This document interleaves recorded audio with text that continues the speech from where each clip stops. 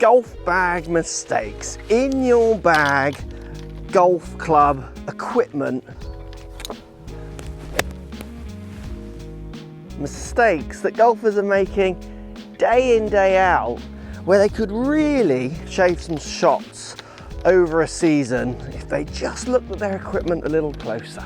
If this is you in the video, any of these ideas are you, let me know in that comment section down below, and let me know what you're going to do to improve it, because there's gains to be made here, people. So point one, get one golf ball in your golf bag. So I use a Strixon Z-Star, and that's what's in my bag. If I'm playing competitively, every other ball comes out. I use one ball. There's no, oh, what ball am I hitting here after I'm having a head off of losing some in trees or getting angry because I hit out of bounds and I grab a ball, hit it, and I don't really know what I've hit. One ball. The other thing as well is golf balls will react differently when they hit the green, how they feel off the face, the amount of spins they have on. Take that layer of inconsistency away. We've got enough inconsistency. Get one ball in your bag. Get this area of your bag, so your longest iron through to your hybrids, up to your longest fairway wooden driver, strong. Like really well thought out, and almost more clubs than you need. So for me, I'm talking around 180 to 220, and you do this, your equivalent for your distance, this area of your bag. So my 6 iron, which is my longest iron, through to my number 3 hybrid, which is the club before my 3-wood. So for me, like 180 to 220, 230 gap. If that for you is 150 to 200 or whatever, that area. On the tee here, nice and flat, I can put the ball on the tee or a nice bit of ground. My longest iron in here, my 6 iron, is really good. I probably could hit a 3 or 4 iron. But from this lie, out of the rough, my 6 iron, which is my longest iron, is not going to cut the mustard. So I now got a hybrid that really blends with that 6 iron, that allows me to move this ball forwards and even get a bit of launch and get over things. I can hit a 4 iron from certain situations.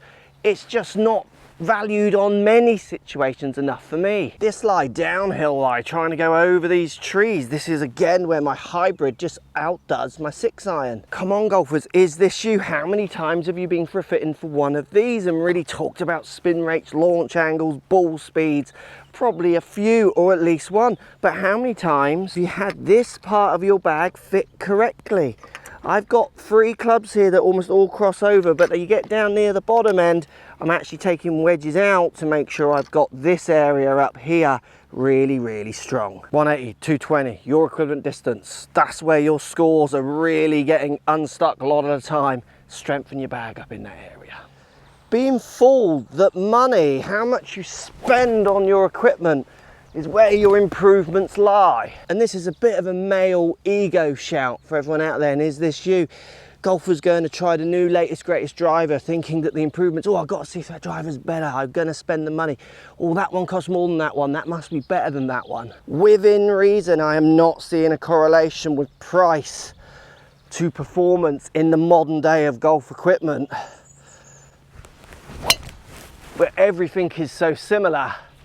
Don't be fooled or tricked by your desire to have the latest and greatest.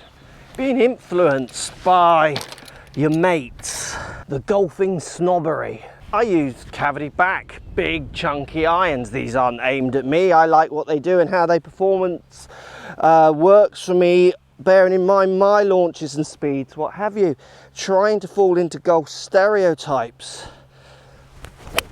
Being influenced by friends. Oh, I mean, I've got a great club that still gets comments that amaze me. Like amaze me. What you got there then, old man? Just my chipper. I got my 58. I'm gonna like zip it in there. Yeah, shall I go first? Old man.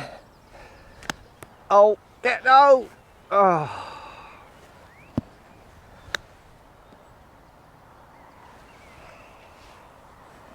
Golf's got enough ego problems without you making your own. Use clubs that suit your game. 2.5 handicappers, 2.10 handicappers, 2.20 handicappers. Their styles of play, from ball speeds to launch angles to good at chipping, bad at chipping, good at putting, good at driving, great approach flow, bad at bunkers, whatever. There's so many mixed skills. You can be the same handicap but have very different skill sets. Use the skill sets that work for your game the best and build your clubs around that. Get away from the ego golf. Come on, we've got to do it now, haven't we? Having drivers set at the wrong loft, in this day and age, absolutely amazes me. The amount of golfers I still see who have the wrong loft on their driver. I have a head loft at 9.5, but I'm 1 degree down on the neck, giving me an 8-degree static loft at address, with my delivered loft of around 12 to 16 degrees, and I can get up near 20. I add loft, so I bring this down.